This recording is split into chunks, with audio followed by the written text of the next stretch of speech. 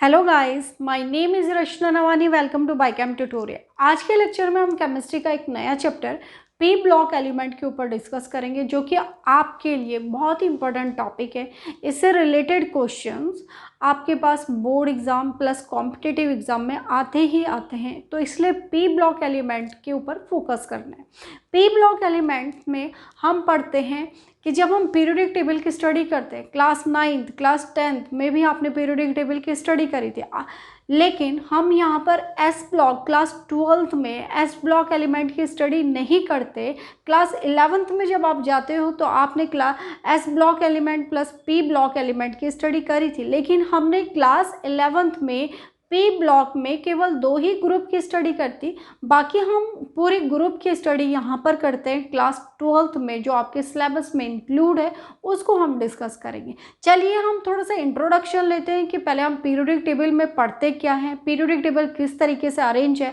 हमने यहाँ पे पूरी पीरियोडिक टेबल ड्रॉ नहीं करी है, लेकिन इसका जनरल आइडिया मैं आपको दे रही हूँ कि पीरियोडिक टेबल में हमने किस तरीके से ब्लॉक्स को अरेंज करे गए, किस तरीके से हम स्टडी करेंगे। देखिएगा, जो हमारे पास पी ब्लॉक एलिमेंट है, सबसे पहले जब हम पीरियोडिक टेबल पढ़ते हैं तो सबसे पहले यहाँ पर हमारे पास सबसे पहले नंबर पे एस ब्लॉक एलिमेंट होते हैं, जिनको कि हम ग्रुप 1 और ग्रुप 2 एलिमेंट कहते हैं। alkaline metal and alkaline group first S block element and group second is S block element.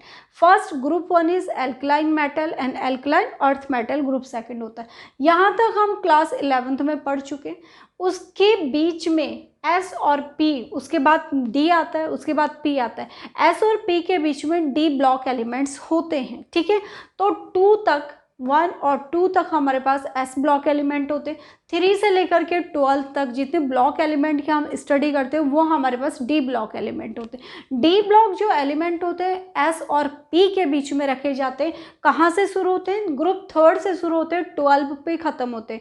तो मोस्टली जो डी ब्लॉक के एलिमेंट होते हैं वो एस और पी के बीच में होते हैं। D block element mostly metallic in nature होते हैं, ये मेटल्स होते हैं। और उसके बाद ग्रुप 12 तक हमारे पास डी ब्लॉक एलिमेंट होते हैं। ग्रुप 13 से 18 तक जितने भी हमारे पास एलिमेंट होते हैं वो हमारे पास पी ब्लॉक एलिमेंट होते हैं। इस यूनिट में हम पी ब्लॉक एलिमेंट के ऊपर फोकस करेंगे। ग्रुप 13 से लेकर के 18 ग्रुप तक जितने भी एलिमेंट्स के हमने स्टडी करनी है वो सारे हमारे पास पी ब्लॉक एलिमेंट 13, 14, 15, 16, 17 एंड 18, ठीक है। ये हमारे पास पी ब्लॉक एलिमेंट्स होते हैं। और ये पीरियोडिक टेबल के जस्ट नीचे 2 ब्लॉक्स और होते हैं, 2 सीरीज और होते हैं, जिनको कि हम एफ ब्लॉक एलिमेंट्स कहते हैं। और एफ ब्लॉक एलिमेंट में भी 2 सीरीज होती है, लेंथेनॉइड्स एंड एक्टिनॉइड्स, ठीक है।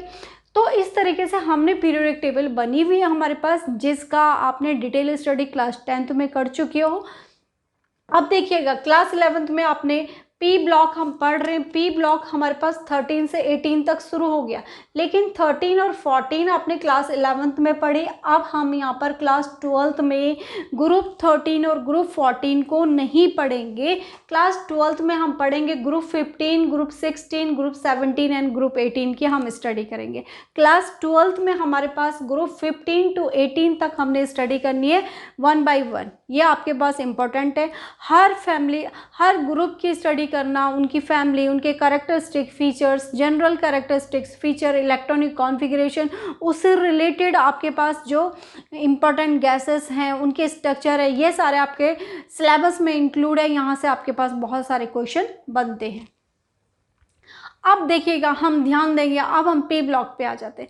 13 और 14 हमें नहीं पढ़ना है, हम 15, 16, 17 एंड 18 पढ़ते हैं, ठीक है।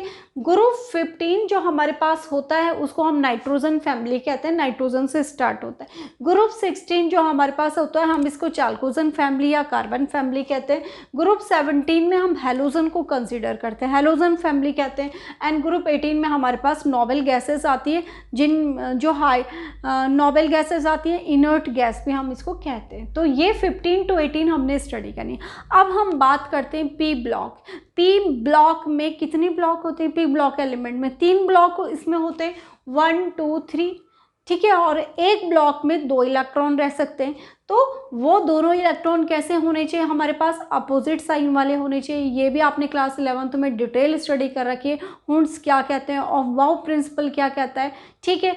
तो एक ब्लॉक में केवल P X P Y and P Z से हम इसे डिनोट करते हैं, यहाँ पर हमें इससे कोई मतलब नहीं है, ठीक है। पी ब्लॉक एलिमेंट में पी में कितने ब्लॉक होते हैं, 3 ब्लॉक होते हैं, जिसमें कि एक ब्लॉक में 2 इलेक्ट्रॉन रह सकते हैं, दोनों अपोजिट स्पिन के होते हैं, ठीक है। हम इसको कैसे डिनोट करते हैं कि पी ब्लॉक का इलेक्ट्रॉनिक कॉन्फिगरेशन कैसे होता है, general electronic configuration NS2 means P से पहले क्या आता है, N आता है, और NP1 to 6 means P block में 1 से लेकर के 6 इलेक्ट्रॉन तक पी ब्लॉक में रह सकते हैं, ठीक है। तो ये इसका जनरल इलेक्ट्रॉनिक कॉन्फिगरेशन है जो कि यहाँ पे शो है, ठीक है। अकॉर्डिंग टू ऑफ-बाउ प्रिंसिपल के अकॉर्डिंग हम चले तो हम n इक्वल टू 1 मीन्स एक, ये 1 है, n इक्वल टू 2 1 2, ठीक है, n equal to 3 1 2 3, n equal to 4 1 2 3 4, इस तरीके से हम पढ़ते हैं। अगर सपोज एक एग्जांपल मैं आपको दूं, नाइट्रोजन, अगर हम नाइट्रोजन के बारे में पढ़े तो नाइट्रोजन 7 नंबर पे आते हैं, 2 and 5। अब इसका इलेक्ट्रॉनिक कॉन्फिगरेशन हमें करना है 1s2 according to this, 1s2 and then 2s2 and then 2s2 भी हो गया, देन 2s2 के बाद क्या आएगा 2p, अब देखिएगा 2p 2 to 4 2p, देखिएगा बताओ 1s2 2s2 एंड 2p,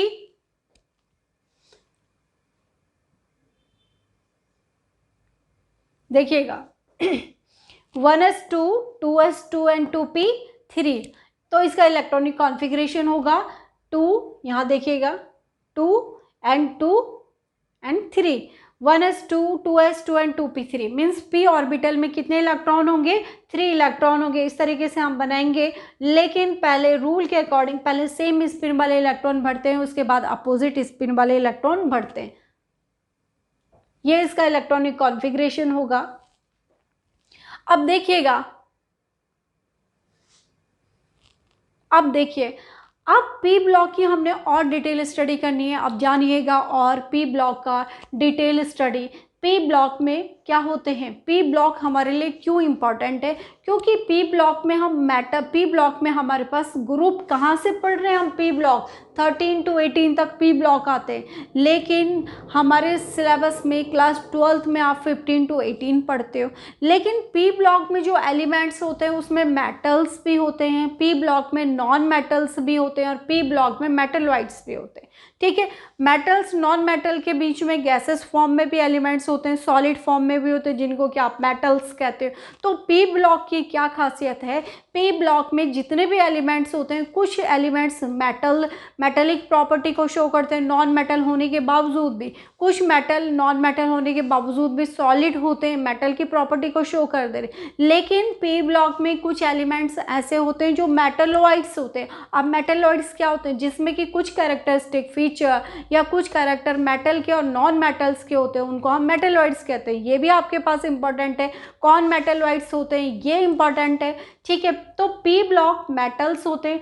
अब आप अपने जब इसको पढ़ोगे आप, आपके आगे पीरियोडिक टेबल होनी चाहिए। मेटल्स में aluminium, gallium, indium, thallium, bismuth और पोलेनियम, एंटीमनी, ये सारे आपके पास मेटल्स होते हैं। Non metals boron, carbon, nitrogen, oxygen, halogens और इनर्ट गैसेस, ये सारे आपके पास नॉन मेटल्स होते हैं। इसके साथ साथ मेटलॉइड्स मीन्स इसकी और इसकी प्रॉपर्टी जिसमें होती है उनको आप मेटलॉइड्स कहते हैं। Metalloids means properties of metals and non metals.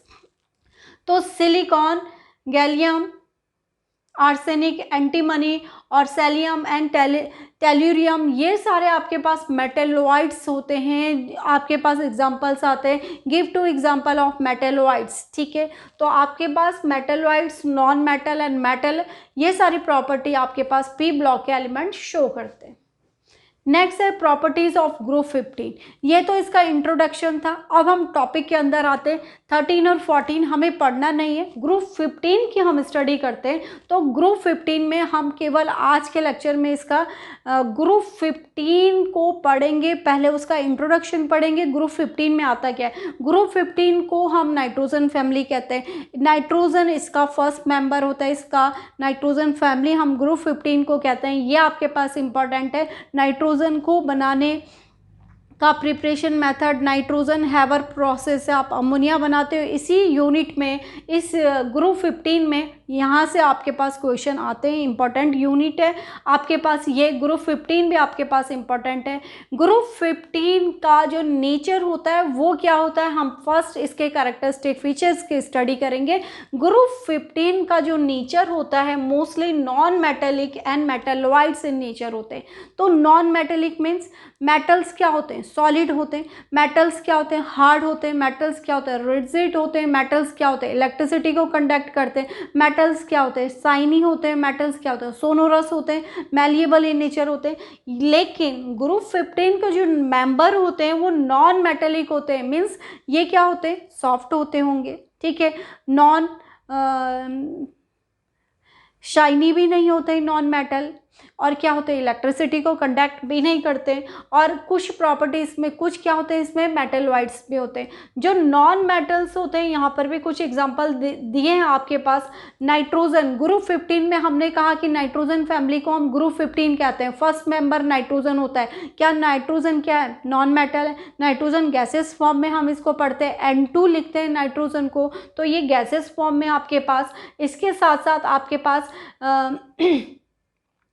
Phosphorus आपके पास नॉन मेटल है, इसी फैमिली में आता है। आर्सेनिक, एंटीमनी आपके पास मेटलॉइड्स होते हैं, जिनकी स्टडी हम यहाँ पर ही करते हैं, इस ग्रुप में करते हैं। ग्रुप 15 में आर्सेनिक और एंटीमनी आपके पास मेटलॉइड्स होते हैं। तो यहाँ पर मेंशन है मोस्टली ये non metallic and metalloids in nature होते हैं। नॉन मेटेलिक क्या होते हैं, ये होते हैं, ठीक है। नाइट्रोजन और फास्फोरस क्या होते हैं, नॉन मेटेलिक इन नेचर होते हैं। जबकि आर्सेनिक और एंटीमनी आपके पास क्या होते हैं, मेटलॉइड प्रॉपर्टी को शो करते हैं, ठीक है। बिस्मिथ आपके पास होता है यहाँ पर, लेकिन ये सॉलिड फॉर्म में होता है। इसके साथ साथ फास्फोरस नॉन मेटल होता है, लेकिन ये सॉलिड फॉर्म में होते हैं, तो ये प्रॉपर्टी को शो करते हैं। तो ये था इसका, इस ग्रुप 15 के फैमिली में जितने भी एलिमेंट आते हैं उनके नेचर क्या होते हैं। ये मोस्टली मेटल, नॉन मेटल और मेटलॉइड्स कैरेक्टरिस्टिक फीचर को शो करते हैं। मेंशन करा गया है कौन मेटलॉइड्स होते हैं, कौन मेटल होते हैं, कौन सॉलिड फॉर्म में होते हैं, ठीक है। नेक्स्ट प्रॉपर्टी को हम डिस्कस करेंगे यहाँ पे इलेक्ट्रोनेगेटिविटी।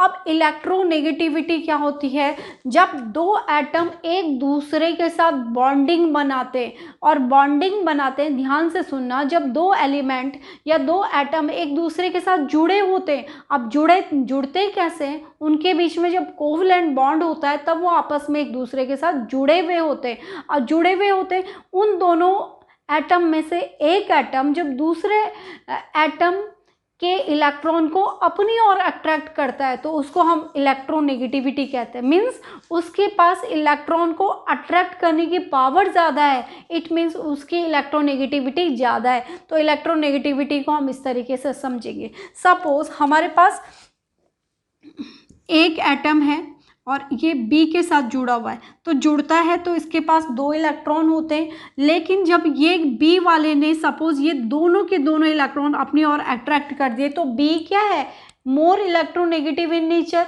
इसकी इलेक्ट्रोनेगेटिविटी ज़्यादा है, क्योंकि इसने शेयरिंग के इलेक्ट्रॉन को अपनी ओर अट्रैक्ट कर लिया, इसकी पावर ज़्यादा हो गई। अब हम इलेक्ट्रोनेगेटिविटी को ऐसे भी समझते हैं, जब हम टॉप टू बॉटम जाते हैं, सबसे टॉप में नाइट्रोजन फैमिली की स्टडी कर रहे हैं तो नाइट्रोजन टॉप में होगा, उसके बाद फास्फोरस होगा, ठीक है। तो जब हम टॉप, ये क्या है टॉप और ये क्या है बॉटम, जब हम टॉप टू बॉटम की तरफ जाते हैं, ठीक है, टॉप टू बॉटम जाते हैं तो क्या होता है, अब नाइट्रोजन 7 नंबर पे आता है, फास्फोरस का एटॉमिक नंबर, इसका साइज क्या होता है, बढ़ता चला जाता है, ठीक है। इसके एटॉमिक साइज बढ़ता है, इलेक्ट्रॉनिक कॉन्फ़िगरेशन बढ़ेगा, तो क्या होगा, इनकी एटॉमिक साइज बढ़ेगा टॉप टू बॉटम जाने पर। तो इलेक्ट्रोनेगेटिविटी, इलेक्ट्रॉन को बांधने की जो शक्ति होती है, क्षमता होती है, अट्रैक्ट करने की, आकर्षित करने की, वो घटती चली जाती है, ठीक है। तो ये इसका इंपॉर्टेंट कैरेक्टरिस्टिक फीचर है। इलेक्ट्रोनेगेटिविटी क्या होती है, नाइट्रोजन फैमिली में टॉप से बॉटम में जाते हैं तो अगर उसका एटॉमिक साइज बढ़ता है तो इलेक्ट्रोनेगेटिविटी घटती चली जाती है, एक दूसरे के इनवर्स प्रोपोर्शनल होते हैं, ठीक है, आज के लेक्चर में हम इतना ही पढ़ेंगे। नेक्स्ट प्रॉपर्टी को हम नेक्स्ट लेक्चर में डिस्कस करेंगे। आई थिंक कि स्टूडेंट आपको आज की यूनिट में हमने पी ब्लॉक एलिमेंट को डिस्कस करा, प्लस साथ साथ इंट्रोडक्शन हमने पूरा कंप्लीट पी ब्लॉक एलिमेंट का लिया। उसके साथ साथ हमने नाइट्रोजन फैमिली को थोड़ा सा डिस्कस किया। आई थिंक कि आपके समझ में आया होगा। तो प्लीज़ चैनल को लाइक एंड सब्सक्राइब जरूर करें, वीडियो को अपने फ्रेंड के साथ शेयर कीजिएगा। Thank you for watching.